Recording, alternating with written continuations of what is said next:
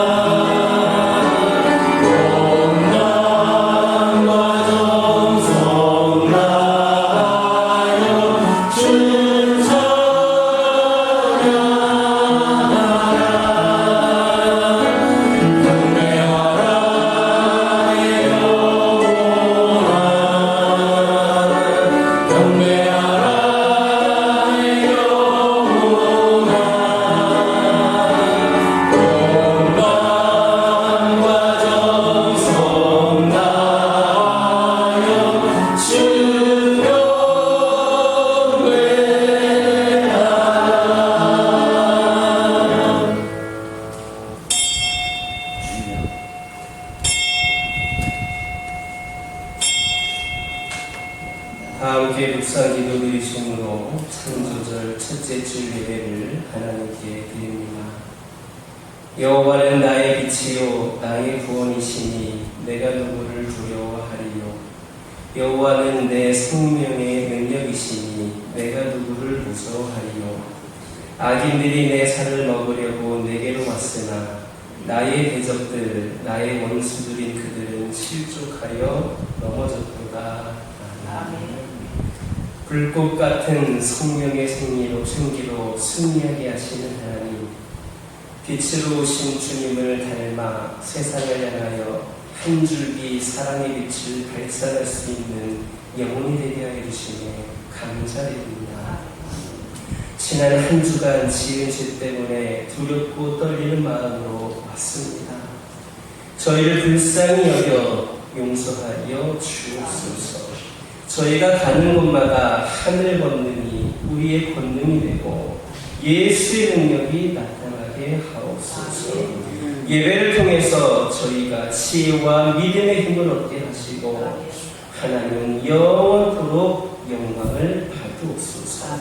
예수 그리스도의 이름으로 기원하옵나이다. 모든 것을 멈추고 찬양하겠습니다.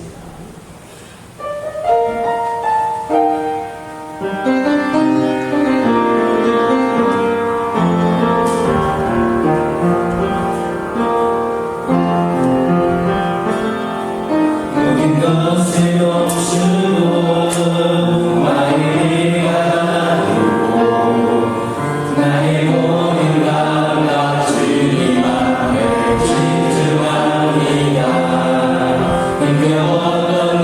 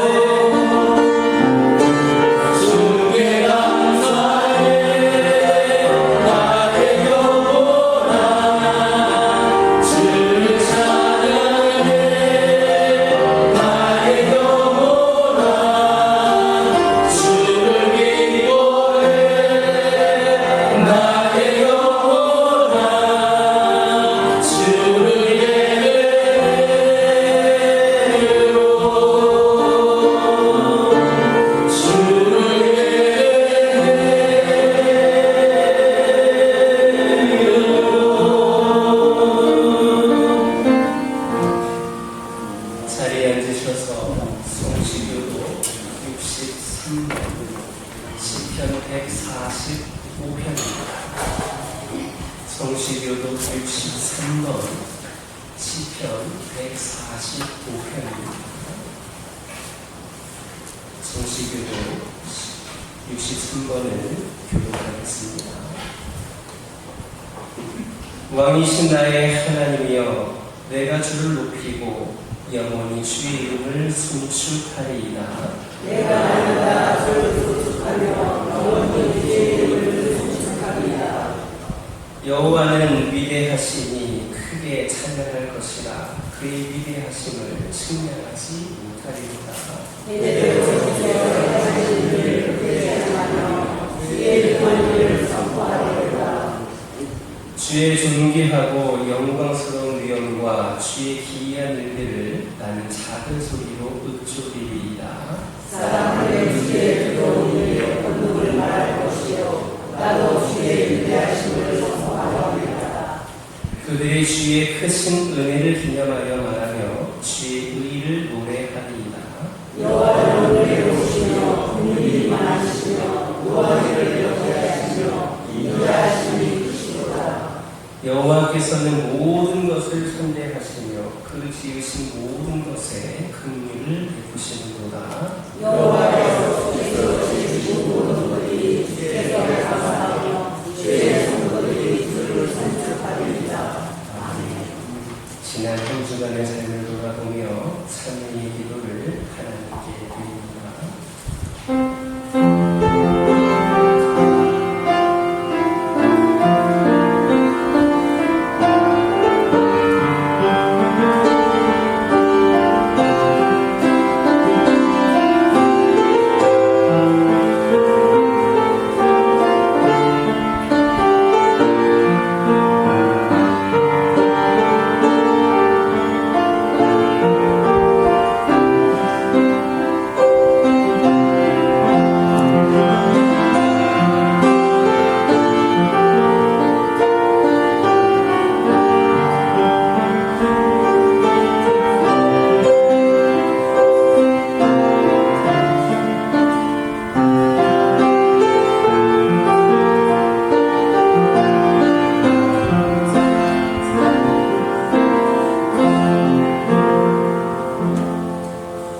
여호와는 은혜로우시며 의로우시며 우리 하나님은 긍휼이 많으시도다.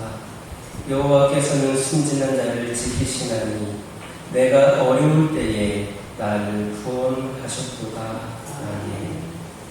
찬송 3장입니다.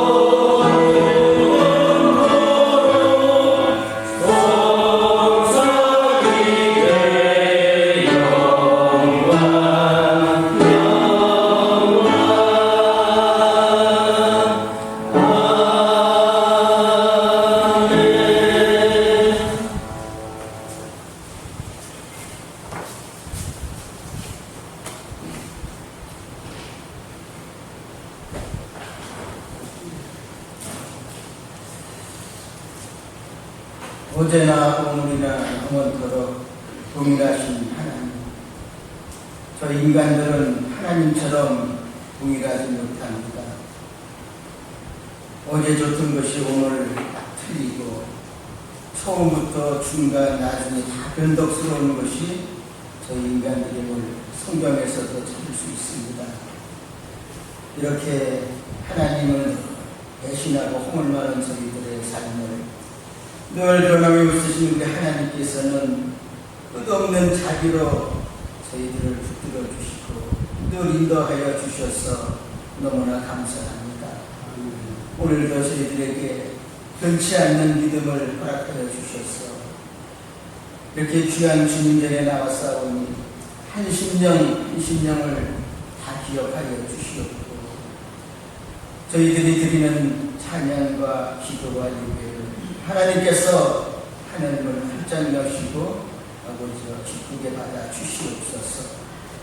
살아계신 주님, 저희들이 살면서 하나님 뜻대로 살지 못한 것 하나님 긍휼히 여겨 주옵소서. 마음으로는 이웃을 사랑하고 주변을 사랑하고자 그렇게 날마다 강단에서 기도하지만은 아버지 주변 사람과 이웃들에게 빛과 소금의 역할을 감당하지 못하고 사는 나의 모습과 우리의 모습을 봅니다. 나의 욕심과 나의 뜻을 채우기에는 너무나도 착실하고 바쁘지만은 하나님의 뜻과 하나님의 욕심을 채우는 데는 아버지 도무지 저희들이 인색하고 움직이지 못하고 사는 것을 아버지 저희들이 실감합니다. 아버지 저희들의 연약함을 긍휼히 보시고 성령께서 저희들을 붙들어 주셔서 썩는 양식을 위해서 살다 죽는 것이 아니라 영원히 썩지 않는 양식을 위해서 저희들이 살아갈 수 있는 지혜로운 아버지 권속들 되게 도와주시옵소서. 아버지 저희들이 또 아버지 이 땅에 살면서 아버지 이 교회를 위해서 봉사하지 못하고 사람을 용서하여 주옵시고 이 교회를 위해서 기도합니다. 아버지 이 교회에는 향해오를 시작해서 재직회 남신도의 여신도의 구역이 있습니다. 지금까지는 하나님께서 함께하여 주시고 지켜주셔서 그런 대로 잘 유지가 됐지만은 아버지 너무나 미약하고 앞으로가 걱정입니다. 우리 하나님께서 저희들에게 좀 더 보이기에 힘쓰고 마음을 같이 해서 이 교회를 지켜나가게 하여 주시옵고 이 근동에 하나님과 영생을 까맣게 모르고 살아가는 그들의 한 영혼이라도 복음화 시킬 수 있는 아버지 능력 있는 교회가 되도록 하나님 성령으로 날마다 인지하여 주시옵소서. 그리고 아버지 저희 교회에 미약하지만 청년회와 또 이렇게 어린 유아가 있습니다. 하나님께서 다음 세대에 유일한 소망이 오니 그들에게 무엇을 아끼기보다는 더 적극적으로 후원하고 그들을 양육해서 미래에 하나님께서 귀 쓰시는 아버지 일꾼이 되도록 하나님 도와주시고 그를 가리키는 모든 전도사님 위에도 성령의 지혜를 베풀어 주셔서 아버지 그들을 잘 성장시킬 수 있도록 도와주시옵소서. 아버지 오늘도 이런저런 아버지 어려움 갖고 나온 심령들을 기억하여 주옵소서. 정신적인 아픔과 육신적인 아픔과 검사적인 문제로 아버지 고통당하는 자 있습니까? 우리 하나님께서는 믿는 자에게는 금치 못할 일이 없다고 이렇게 말씀을 하셨사오니 저희들의 성경에 기록된 모든 약속된 말씀을 아버지 믿음으로 인정하고 우리 하나님의 의지에서 다 해결받고 고침받고 강건한 삶을 살 수 있는 저희 교학교의 모든 식구들에게 도와주시옵소서. 이 시간도 담에 세우신 귀한 목사님 영육간의 강건함을 베풀어 주옵소서. 그 가정도 성령 위에 하나님 함께하여 주셔서 늘 평안한 가정 되게 하여 주시옵고 이 시간도 전하는 말씀이 이 험악하고 답답한 세상을 살아가는 저희들에게 길이요 진리요 생명이 되는 복된 말씀이 되도록 성령께서 강하게 역사하여 주시기를 간절히 빌고 원합니다. 아버지 오늘도 이 자리에 나와서 우리 하나님 앞에 예배 드려야 할 신령들 나오지 못한 곳 어느 곳에 있든지 기억하여 주시옵고 아버지 이 자리를 기억하게 도와주옵소서. 그리고 다음에는 나와서 예배와 찬송과 기도로 승리하는 아버지 모든 건석들 되도록 성령으로 감화 감동시켜 주옵소서. 아버지 그리고 주님 나라를 위해서 오른손이 하는 일 인생이 모르게 힘쓰고 애쓰는 손길들 하나님께서 영육간의 간절함으로 갚아주시옵고 하늘의 상급으로 갚아주옵소서. 아버지 모든 예배 순서 절차마다 지극히 높으신 우리 하나님 홀로 영광받아 주시옵소서. 이 시간도 저희들과 함께 하시는 구원자 되시는 예수님의 이름으로 기도드리옵나이다. 아멘.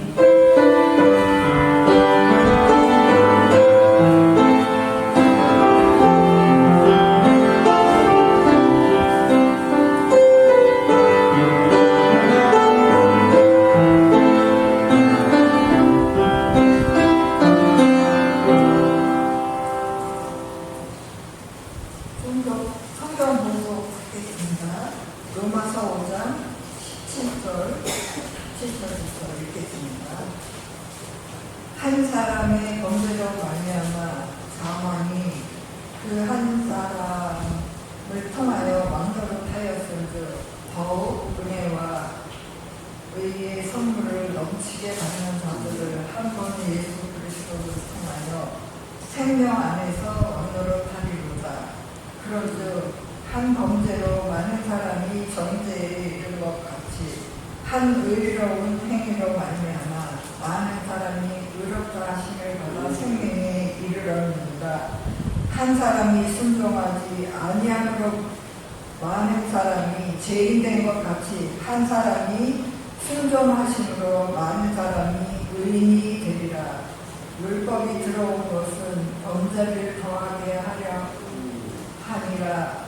그러나 죄가 더한 곳에 은혜가 더욱 넘쳤나니 이는 죄가 사망 안에서 왕노릇한 것 같이 은혜도 또한 의로 말미암아 왕노릇하여 우리 주 예수 그리스도로 말미암아 영생에 이르게 하려 하니라.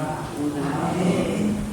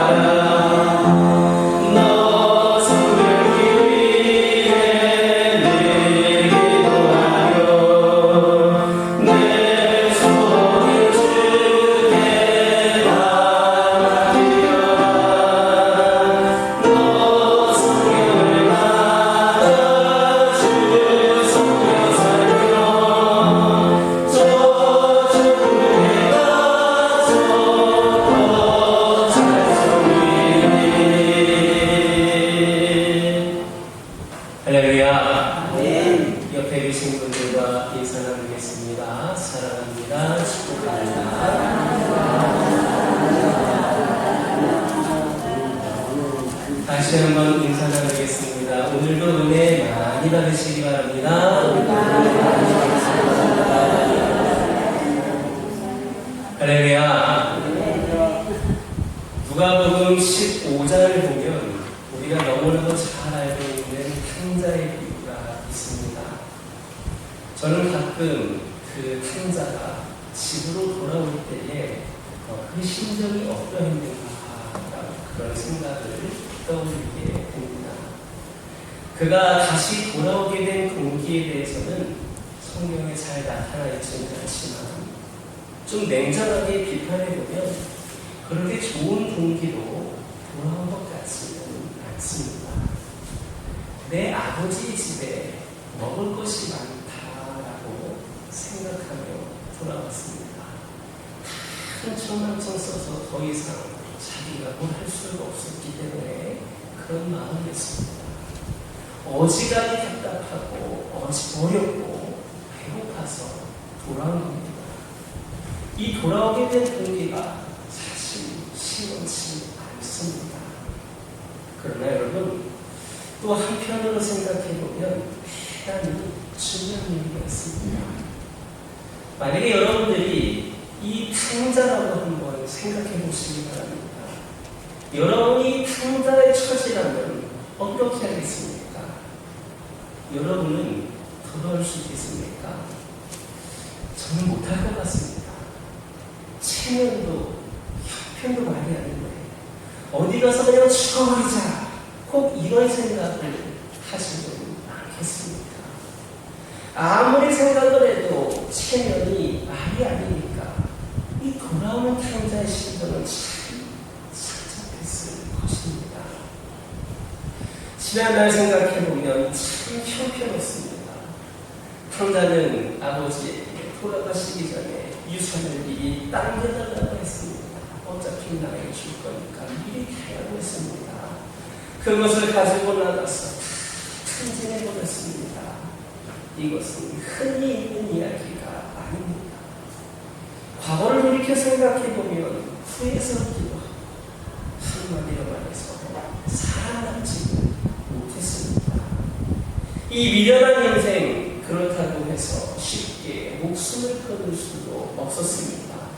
그래서 배고픈 처지에 이렇게 남는 모습으로 집으로 돌아오게 됩니다. 그리고 돌아오면서 자기는 아들 중에 하나가 될 수 있을 것이라고는 감히 엄두도 내지 못하지. 자기가 한 일, 자기가 과거에 저지른 그 일들 생각하면 그런 것은 엄두도 내지 못하지. 모순꾼의 하나라도 받아주십시오라는 그런 말을 하면서 돌아오게 됩니다. 그런데 여러분도 한번 생각해 보시기 바랍니다. 솔직히 말하면 머슴도 아무나입니까? 지게도 적은 사람이 지는 것이지 마음 먹었다고 되는 거 아닙니다. 허리가 아프고 당장 병이 납니다. 일도 해본 사람이 하는 것이지 양떼도 지켜본 사람이 지키는 것이지 그렇지 않습니까? 그런데 이 부잣집 둘째 아들은 전혀 쓸데가 없습니다. 있는 돈 쓰기만 했고 그것도 아버지한테 뺏겨다가 흥청망청 쓰면서 놀다가 돌아왔으니 어디다 쓸 수 있겠습니까? 아마 풍류를 갖추고 술 먹는 데에는 필요할지 모르지만 그 외에는 무용지물입니다. 과거를 보나 미래를 보나 꽉 박힌 사람입니다. 그러나 이 탕자는 흥가가 희망을 걸었습니다. 무엇이라도 좋으니 아버지의 집으로 가고 싶다, 가겠다 하는 겁니다. 아버지가 나를 어떻게 대하실까 생각하며 돌아오는데 의외로 아버지는 그를 환대합니다. 소를 잡아라, 반지를 끼워라, 음식을 만들어라, 옷을 입혀라. 완전 아들로 영접합니다. 아들은 미안해서 친정 모순꾼의 하나 정도로만 대해주기를 바랬습니다. 어쨌든 아버지는 들은 척도 안 하고 계속해서 잔치를 준비시킵니다. 이 아버지는 마냥 기쁘기만 합니다. 잃어버린 재산은 생각도 않습니다. 죽었던 아들이 살아왔고 잃었던 아들을 찾았다는 그것만 가지고 그렇게 기뻐합니다. 어찌 생각하면 이 아들의 입장에서는 차라리 이 아버지가 몽둥이를 들고 후리쳤으면 좋겠다. 큰 칭찬을 들었으면 좋겠다. 엄하게 꾸중이라도 들었으면 좋겠다. 그렇게라도 했으면 좀 시원했을 것이다 라고 생각했는지도 모릅니다. 아버지가 이렇게 대해주니까, 자기를 아들로 대해주니까, 자기를 이렇게 환대를 하니까 점점 이 아들의 입장이 난처합니다. 그런데 우리가 여기에서 생각해 볼 게 있습니다. 만약에 이 탕자가 다소라도 자신을 생각할 수 있었다면, 자기 체면을 생각했다면 아예 돌아오지 말아야 했습니다. 아니 어디 가서 죽어버려야 했습니다. 또한 제발 돌아왔다면 제발 이러지 마십시오 하며 이 환대와 잔치를 거절했어야 했습니다. 그러나 이 탕자가 말이 없습니다. 물론 할 말도 없었겠지만 그대로 앉아서 이 잔치를 받아서 얻어먹었습니다. 여러분은 이 부분을 어떻게 생각하십니까? 이래도 되는 일입니까? 그런데 여러분, 바로 여기에 귀한 일이 있습니다. 자기의 과거나 현재나 자기의 의의를 조금이라도 생각한다면 지금 이 순간이 너무나도 불안하고 불편해서 이 자리에 앉아있을 수 없습니다. 이 잔치가 결코 즐거운 잔치가 아닙니다. 어찌 보면 후련입니다. 그러나 지금 탕자는 모처럼 자기를 생각하는 게 아니라 아버지를 생각하는 시간을 가졌습니다. 아버지가 이렇게 마냥 즐거워하는데 여기에 이 탕자가 찬물을 끼얹을 수가 없는 겁니다. 아버지의 마음을 또 한 번 슬프게 할 수가 없습니다. 염치도 체면도 많이 아니지만 그대로 나고 있습니다. 그대로 즐겁습니다. 아버지의 마음을 기쁘게 하기 위하여 그대로 받아들이고 순종하다 보니까 이제 아버지의 기쁨이 곧 아들의 기쁨이 됩니다. 이게 바로 탕자의 입장입니다. 그렇다면 여러분, 형의 입장은 어떻겠습니까? 아버지의 재산을 창기와 함께 먹어버린 저 아들이 돌아왔는데 어째서 이렇게 대하십니까? 아버지에게 그 불효막심한 행동을 하고 그 재산마다 다 상진하고 돌아온 이 아이를 왜 이렇게 대하십니까? 라고 하는 형의 말도 맞습니다. 그 마음이 형에게만 있던 것도 아니고 바로 그 당사자인 탕자에게도 있었습니다. 그러나 지금 그런 율법은 통하지 않습니다. 아버지의 마음은 잃었던 아들을 찾았다는 것만으로 기뻐할 뿐입니다. 오직 아버지의 은혜만이 승리하는 시간입니다. 손해와 이익 다시 뛰었습니다. 누가 체면이 어떻고 누가 뭐 어떻고 그런 거 생각할 겨를도 없고 알바도 아닙니다. 사실은 이 탕자를 영접하느라고 아버지도 또 하나의 탕자가 되었습니다. 형편없는 아버지가 되지만 그런 것에 신경을 쓸 때가 아닌 겁니다. 마냥 기뻐하기만 한 아버지와 그를 기쁘게 하려는 아들만이 있을 뿐입니다. 이것이 은혜의 승리입니다. 여러분, 이런 곳에 무슨 비판이 있고 무슨 말을 할 수 있겠습니까? 무슨 논리가 필요합니까? 이렇게 그들이 행복하고 기뻐하는데 거기에 무슨 율법을 따질 것이 있습니까? 아버지가 그런 거 생각지 않고 그냥 환대하면서 기뻐하는데 누가 거기에 뭘 할 수 있겠습니까? 오늘날 현대 지성인들은 따지는 게 너무 많습니다. 과거는 어땠고 미래는 어떨 것이고 거기에다가 내 체면까지 생각하니까 이것저것 다 따지고 이것저것 다 캐셔를 하니까 거기에는 은혜가 없습니다. 십자가 옆에서 회개했던 강도는 이렇게 말합니다. 우리는 이와 같이 죽는 것이 마땅하다. 남을 죽였으니 내가 죽임을 받는 것은 당연한 형벌이다라면서 같이 가랍니다. 그런데 예수님께서 네가 오늘 나와 함께 낙원에 있으리라 이렇게 말씀하십니다. 이때 강도는 말이 없습니다. 아마도 그가 말을 한다면 이렇게 할 수 있을 겁니다. 예수님 말씀은 감사하지만 저는 보통 죄인이 아닙니다. 제가 어떻게 감히 낙원에 가겠습니까? 문이 열려 있어도 들어갈 수 없는 죄인입니다. 주님께서 네가 오늘 나와 함께 낙원에 있으리라 이렇게 말씀하셨을 때에 그 강도가 이렇게 말하는 것이 좋겠습니까? 아닙니다. 주님께서 그런 말씀을 하실 때 물론 이것은 결코 용납할 수 없는 일이지만 이것은 엄청난 주님 주시는 엄청난 은혜이기 때문에 주님 감사합니다.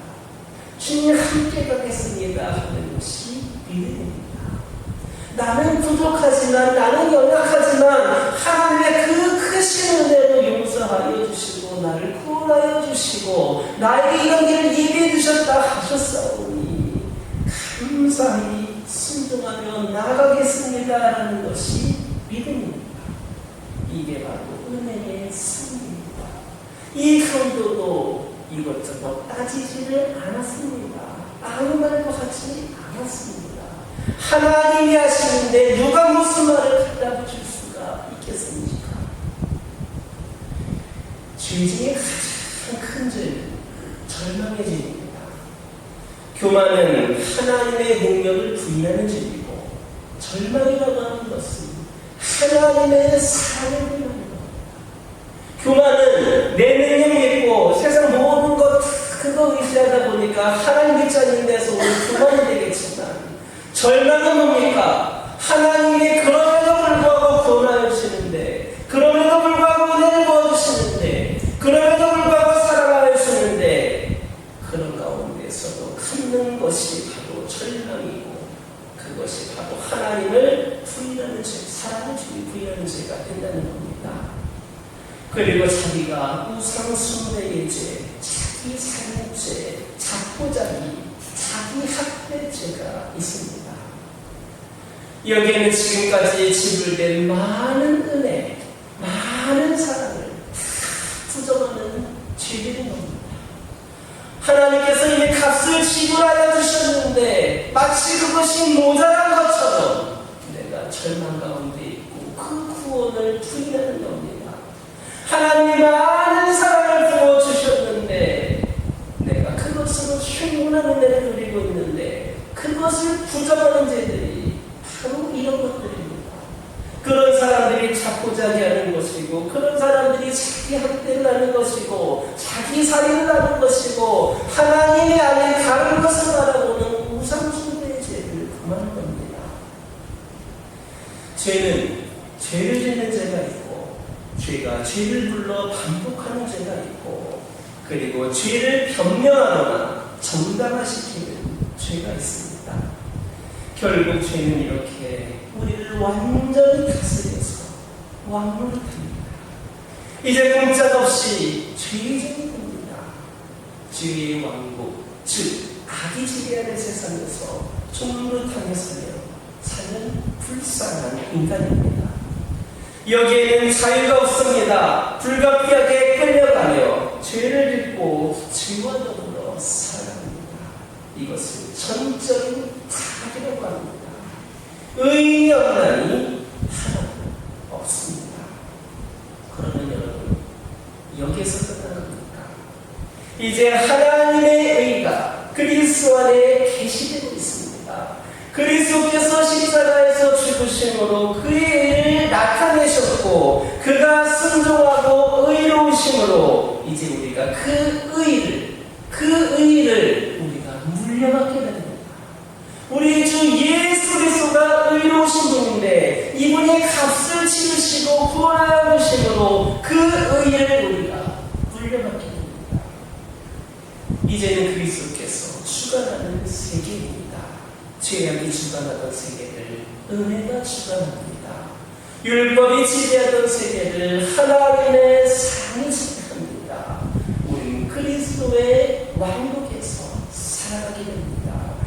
그리스도의 나라에서 살아가게 됩니다. 잘 보이지 않지만 깊은 곳에 하나님의 의가 있고 그리스도의 사랑이 있고 축복과 은혜가 충만합니다. 그러므로 우리 그리스도인들은 은혜의 안목을 지니게 됩니다. 은혜를 받았기 때문에 그 은혜가 우리의 생각과 시선을 지배하기 때문에 은혜의 안목을 지니게 됩니다. 전에는 이것도 죄이고 저것도 죄이고 그것은 절망이고 또 절망으로만 먹었지만 지금은 그리스도의 은혜를 알고 십자가의 은혜를 알았습니다. 은혜를 아는 자는 나를 보나 이웃을 보나 사회를 보나 형제를 보나 무엇을 보나 그 속에 은혜가 있습니다. 아무리 큰 악이 있어도 은혜는 더 큽니다. 사도 바울의 표현처럼 율법은 정말 죽이는 법입니다. 그러나 죄와 사랑의 법에서 우리를 해방하였다고 말합니다. 성령의 법, 생명의 법이 우리를 자유케 하셨습니다. 그러면 그리스도인이란 누구겠습니까? 이제 죄와 사망과 율법으로 가득 찬 세상에서 저 깊은 곳에서부터 은혜와 긍휼과 사랑을 보면서 살아가는 자가 바로 그리스도인입니다. 그리고는 율법마저 혹은 가책까지도 다 은혜로 소화합니다. 그리스도의 법, 그것은 자유의 법이요 성령의 법이요 생명의 법입니다. 여러분, 예수님께서 하신 말씀 한번 여러분 떠올려 보시기 바랍니다. 사람이 안식일을 위하여 있느냐 안식일이 사람을 위하여 있느냐. 바꿔 말하면 사람이 율법을 위하여 있느냐 율법이 사람을 위하여 있느냐. 지금 얘기해 주신 것 누구를 위한 것입니까? 예수님 사이에 의견이 상충되었던 것이 바로 이 문제입니다.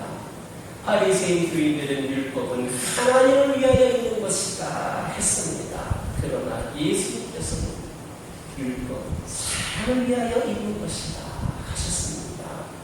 율법은 우리를 괴롭히고 우리를 저주하고 우리를 사망케 하는 것이라 생각을 했습니다. 그러나 예수님이 말씀하십니다. 율법은 하나님께서 사랑으로 주신 것으로 감사로 받으라는 겁니다. 그게 바로 은혜의 승리입니다. 율법을 이기는 은혜가 있다는 겁니다. 어떤 사람이 어렸을 때에 아주 엄한 가정에서 자라면서 아버지로부터 무척 매를 많이 맞았다고 합니다. 이 사람이 워낙 장난이 심하다 보니까 어느 날에도 사고를 쳐서 아버지로부터 매를 맞은 그런 상황입니다. 그때 그 어머님은 밖에 나가 계시다가 그 아들이 매를 맞은 다음 아버지께서 문을 닫고 나가시자마자 그 아버지를 붙들고 한마디 했습니다.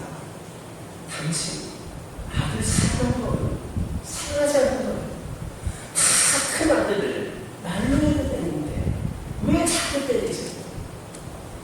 이 아들이 안에서 들으니까 그렇게 기분이 좋았습니다. 역시 내 마음은 어머니가 알아주시는구나 이렇게 생각을 했습니다. 그때 아버지는 아주 낮은 목소리로 이런 말을 합니다. 자식은 속으로 살아가는 것이지 겉으로 살아가는 것이 아니야.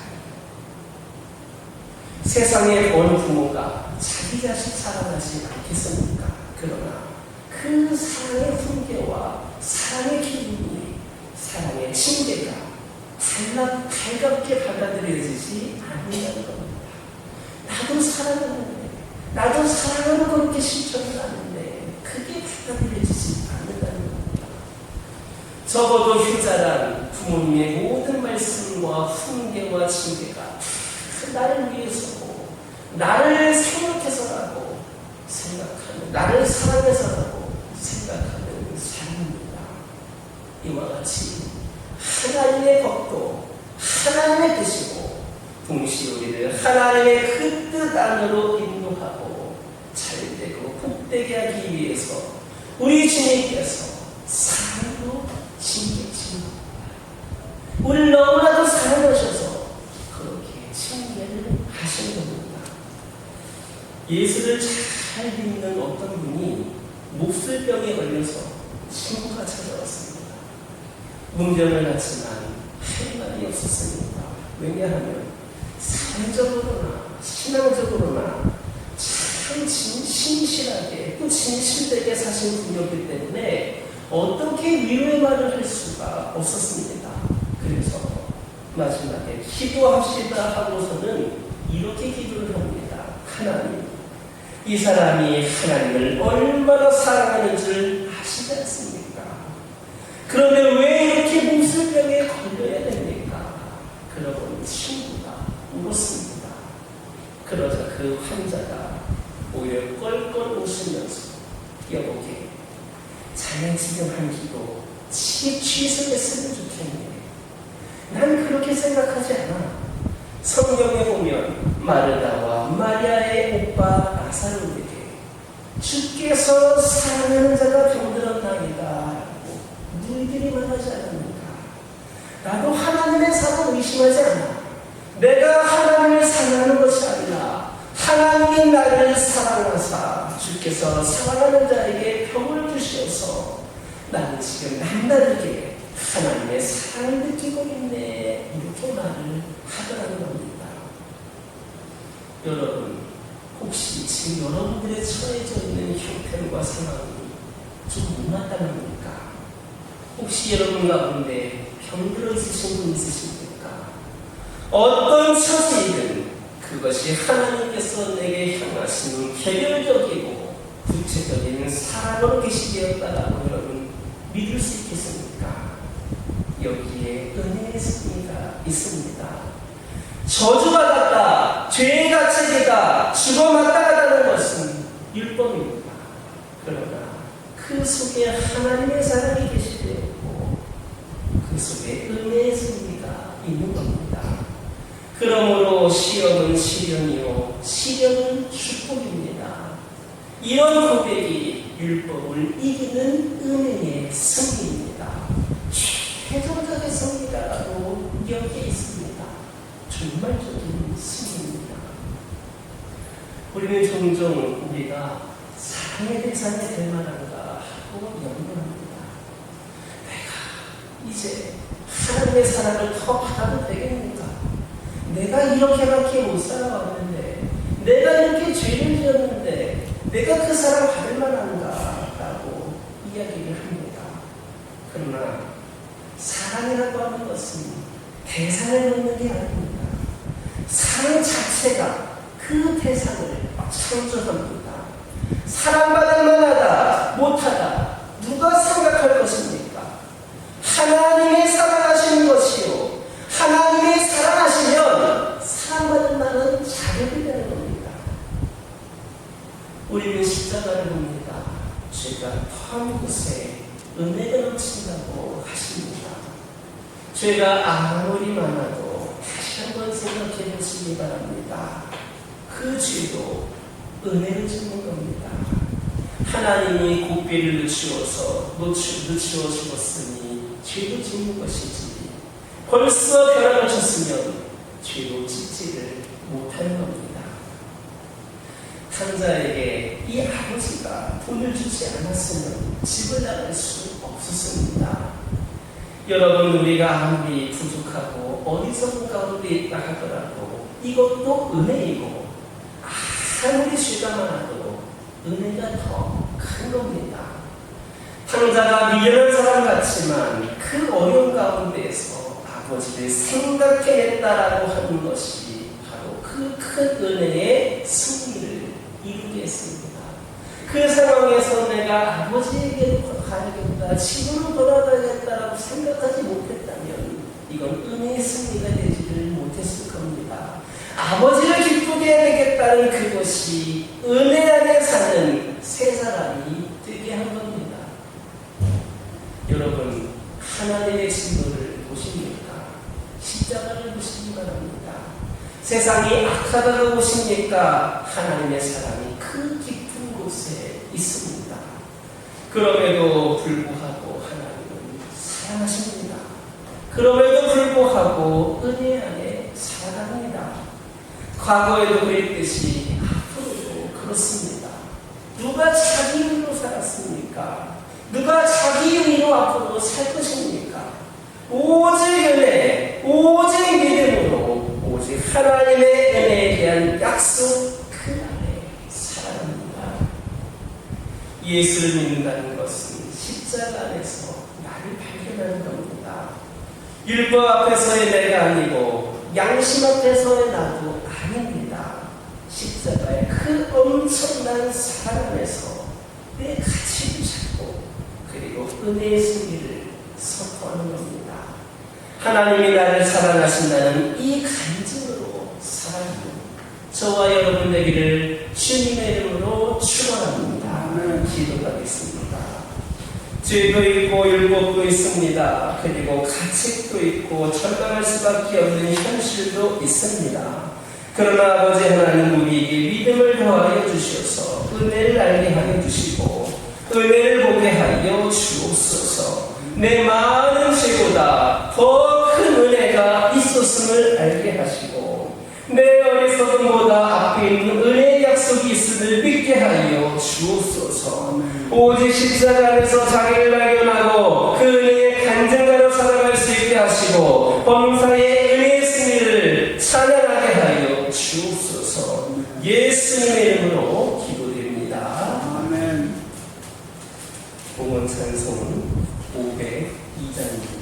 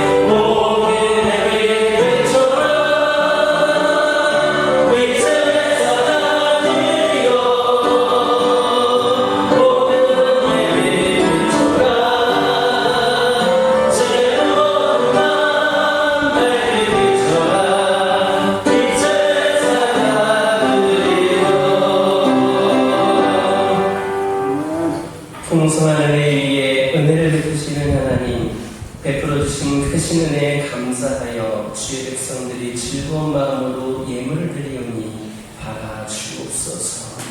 주님이 택하신 가정마다 많은 소출과 소득을 주사 감사로 이어질 때에 이 땅에 주님의 평화와 자유가 충만케 하옵소서.